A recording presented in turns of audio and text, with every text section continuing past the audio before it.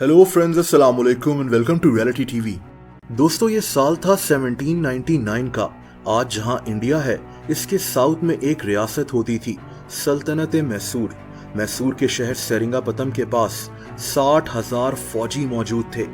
ये फौज अंग्रेजों की थी, ब्रिटिश ईस्ट इंडिया कंपनी की। ये कंपनी वैसे तो इंडियन सब कॉन्टिनेंट में तिजारत करने आई थी, लेकिन फिर इस कंपनी के जरिए बर्तानिया ने हमारे इलाकों पर कब्जा करना शुरू कर लिया और अब अंग्रेज साउथ इंडिया का कंट्रोल हासिल करना चाहते थे। लेकिन इनके सामने सबसे बड़ी रुकावट सल्तनत मैसूर का राजा था, टीपू सुल्तान। टीपू सुल्तान अंग्रेजों का कब्जा किसी सूरत में बर्दाश्त नहीं कर सकता था। इसने अंग्रेजों के खिलाफ कई जंगें भी लड़ी थीं और इसीलिए अंग्रेज फौज टीपू सुल्तान को रास्ते से हटाना चाहती थी। दोस्तों, टीपू सुल्तान कोई मामूली राजा नहीं था। ये 15 साल की उम्र से ही जंगों में हिस्सा ले रहा था। इसने दुनिया का पहला वॉर रॉकेट भी बनाया था, यानी जंग में इस्तेमाल होने वाला रॉकेट।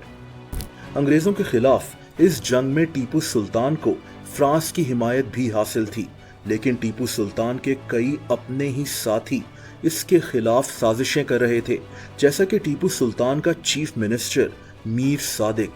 इस जंग के दौरान मीर सादिक ने अंग्रेजों के सामने से अपने ही फौजी हटा लिए ताकि अंग्रेज फौज आसानी से किले में दाखिल हो सके।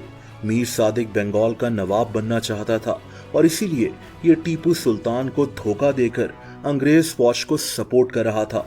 टीपू सुल्तान के कई दूसरे साथी भी अपने ही किले की दीवारों को कमजोर कर रहे थे ताकि अंग्रेज फौज आसानी से किले में घुस सके। टीपू सुल्तान की फौज में वैसे भी सिर्फ 37,000 फौजी थे और अंग्रेज फौज के पास 60,000 से ज्यादा फौजी मौजूद थे। दोस्तों, इस जंग को फोर्थ मैसूर वॉर कहते हैं। टीपू सुल्तान इस जंग में शहीद हो गया था। इसकी उम्र सिर्फ 47 साल थी। अंग्रेज फौज ने इसकी शहादत पर कहा था कि आज हम इंडियन सब कॉन्टिनेंट जीत चुके हैं। दोस्तों, टीपू सुल्तान के शहीद होने के बाद इसकी फैमिली के साथ क्या हुआ, आज टीपू सुल्तान का खानदान कहां है और किस हालत में है, वीडियो के इस हिस्से में मैं आपको ये सब कुछ बताऊंगा। दोस्तों, टीपू सुल्तान के 20 के करीब बच्चे थे। इसकी शहादत के 2 साल बाद 1801 में इसकी पूरी फैमिली को मैसूर से कई 100 किलोमीटर दूर एक किले में बंद कर दिया गया। इस किले का नाम वेलोर था। अगले 7 साल तक टीपू सुल्तान का खानदान यहीं कैद रहा। ये 600 के करीब लोग थे, लेकिन 1806 में इस किले में भगदड़ मच गई।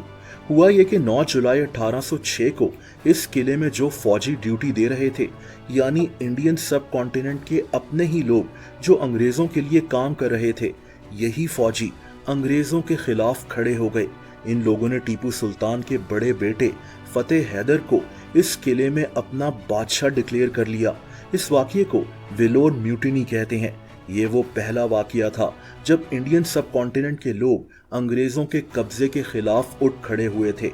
अंग्रेजों ने इस वाकये का जिम्मेदार किले में कैद टीपू सुल्तान के खानदान को ठहराया कि ये लोग किले में ड्यूटी देने वाले लोगों को उकसा रहे हैं। दोस्तों, इसीलिए फैसला किया गया कि टीपू सुल्तान के पूरे खानदान को इस जगह से कहीं दूर भेज दिया जाएगा और तभी इनको बहरी जहाजों में बिठाकर कलकत्ता भेज दिया गया।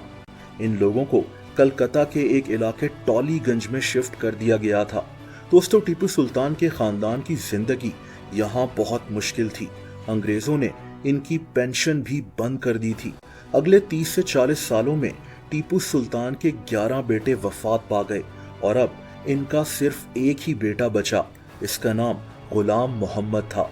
आज भी इंडिया के शहर कलकत्ता में आपको ऐसे कई लोग मिलेंगे जो टीपू सुल्तान के खानदान से हैं। इन लोगों की जिंदगी अब वैसी नहीं है जैसे कभी इनके बुजुर्गों की होती थी।